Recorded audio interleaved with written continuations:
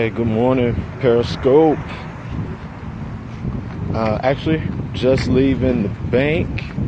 I went to go get some more information. Today is a finance day for us, and because it's a finance day, I wanted to have some information in addition to what I wanted to share. I wanted to make sure it was legit, and so I am leaving Wells Fargo, but I'm coming with good information. Good morning. Good morning. Good morning. Good morning. Here we go. Day 10. Day 10 is a make sure that you have your money proper. One of the things that we talked about before is being able to finance your dreams. Yeah, go ahead and send me that account number and I'll see if I can get some money out. Appreciate that, Mike. Good morning. Good morning. Good morning.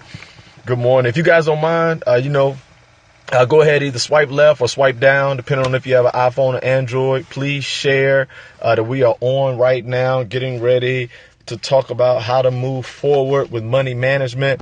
I have some basic principles I want to teach today. So again, if you're on and you hear something that you agree with, or you have some comments, type your comments in. Hearts are always good. That way I know that we're kind of on the right track.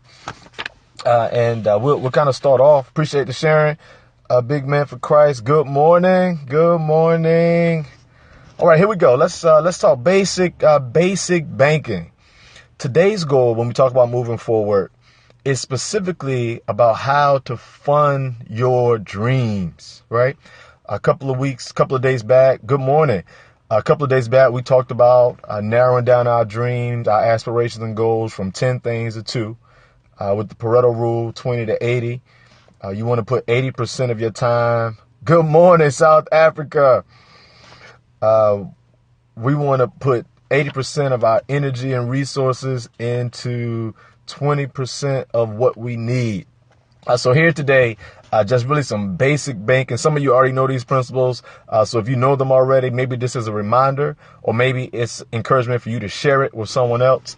Again, the Bible is clear that we want to abstain from the love of money. But then at the same time, Solomon writes in Ecclesiastes that money answereth all things. The balance there is understanding that there are times that we want to be able to finance what God has called us to. We want to lean on favor, know that God gives grace, but at the same time, we want to be good stewards. The earth is the Lord's and the fullness thereof. And since it's His, every so often He'll loan us parts of it. He'll loan us businesses. He'll loan us real estate. He'll loan us ideas. And then we too must be able to steward those. So here we go. Couple of easy tips on how to handle your finances. Tip number 1 is known as snowballing. Dave Ramsey, actually a financial genius who leads what's called Financial Peace University. Again, his name is Dave Ramsey. He really talks about snowballing. And one of the things that he mentions in snowballing is looking at all of your debt. And after you've, kind of looked at all of the debt you have, he says, like a snowball, start off with your small bills before you pay off your large bills. So if you have a couple of bills that are maybe, $500, $600 or a couple $1,000, different from the bills that are school loan like $20,000 or $30,000. His statement is pay the bare minimum on your large bills, then pay a little extra on your small bills. And the goal is to pay off your small bills and then work your way up to the big bills. It's a snowball effect. When you grab a little snowball and roll it down a hill, what happens is the small grows into something bigger. And he suggests the same thing with your finances. He says, listen, don't try to pay off the big bills first. Get the small ones down. And then you can close some credit cards, or at least you'll have low balances on some credit cards and some of your debt. And in doing so, it helps you better manage some of your finances. The second tip is similar to it. It's called the island approach. And the island approach, slightly different from the snowball effect, is finding a way to pay your bills by isolation. It's the idea of taking all of your debt and somehow isolating each portion and figuring out which of these monthly payments is going to be, residual, will build residual income for me by placing it on some type of cash back credit card. Which of my bills or what parts of my debt are actually such that, I may not have to pay them every month. And then here's what you do with the island approach is you place some of your reoccurring expenses on a credit card so that it's automated, and then you pay that credit card off at the end of the month. But then you have some things that you may actually have to purchase, and when you purchase those, they may stay on a little longer. The key in the island approach is isolating each type of bill and then putting them in categories so that you kind of have a string of islands. And again, this is a summary, so, many of you may have questions. If you have questions now, go ahead and type them in, while I'm talking, and if I can answer them, I will. Others of you I may see or be able to respond to via email. I want to kind of get through them quick. Don't want to hold you too long. Our third tip is automation. So again, when we talk about, that island approach, there are going to be some bills you can put on credit cards that are automated. But the third tip really talks about automating as many bills as possible. You have bills and you have debt. That's kind of where our money goes in addition to taxes. And one of the biggest money makers for businesses and organizations, even banks, is late payments. We just forget. We forget to make the payment. Come on, you've been there, right? You knew the payment was coming up. It comes up the same time every month, but somehow life happens, events take place, or even sometimes you just splurge a little too much. And when you do it, you're 2 days, 5 days, 10 days past the due date of that particular bill. And then you're kind of hustling and running around trying to figure out if they will, not charge you the fines or the overage fees.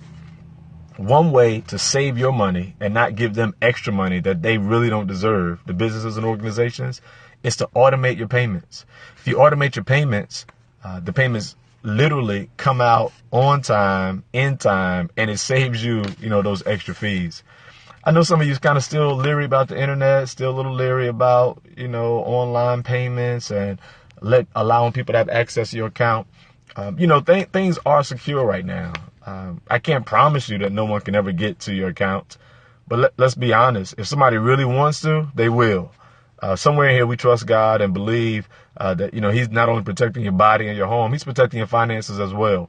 Habakkuk talks about that. Whoever gives that tithe says the big benefit isn't that he'll bless you. The big benefit is that he'll help you sustain what you have. He'll stop the locusts from, ravishing your harvest. So, for all those who are still on the fence about automation, 2016, try it. Some of your bills on automate and watch how you seamlessly, make some payment. Fourth is about your credit. Two things. One, know what your credit score is today. Find out. I'm not sure what else you have planned today, but make arrangements. Find out from some online source. Go to your bank and acquire your credit score. You do not want other people to know your credit score and you don't know it. Going to make purchases, going to borrow money or get loans, or sometimes you just need to know it so that you know where you are financially. One of the things we talked about a couple of days back is knowing your health status. We should know our financial health as well. So go and find out what your credit score is.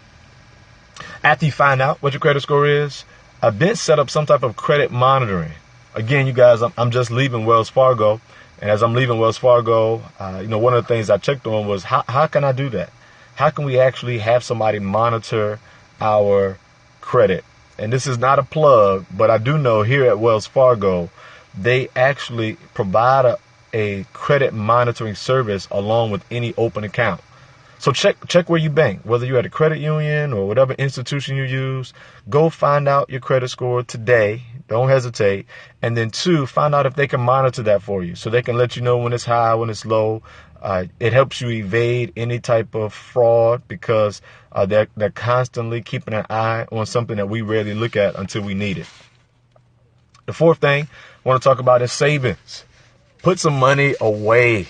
Don't spend everything you have. And I know some of you say, well, I don't have enough to save. I don't make enough to save. Well, here's the key. Saving is not as much about how much you save as much as it is about having a mindset to save. Proverbs talks about it. Proverbs says, even the ant has enough sense to save some things in the off season. You remember that Joseph story? Joseph had that dream. And what he decided to do was store up for 7 years. So when the 7 years of famine came, he had some already there. I can't predict a famine, but I can predict that our economy will go up and it'll go down. Don't wait until times get tough to need money. Save it. So here's what we're saying practically. Every time you get paid, every time you get some increase, intentionally put money in an account separate from the account you spend from. Even if it's just $5 or $10, you'd be surprised at how $5 for 12 months adds up, or $5 for 52 weeks adds up, or $50 or $200. Put it in there. Even if you know you're going to need it again by the end of the day, have a mindset to save and to put away and to store up. Dave Ramsey, again, he suggests at least a minimum of $1,000, what he calls rainy day fund. And so with the rainy day fund, he's suggesting that the first thing you do in financial peace is you find a way to save $1,000, put it up. Now, some of you are laughing saying, $1,000 isn't going to do anything.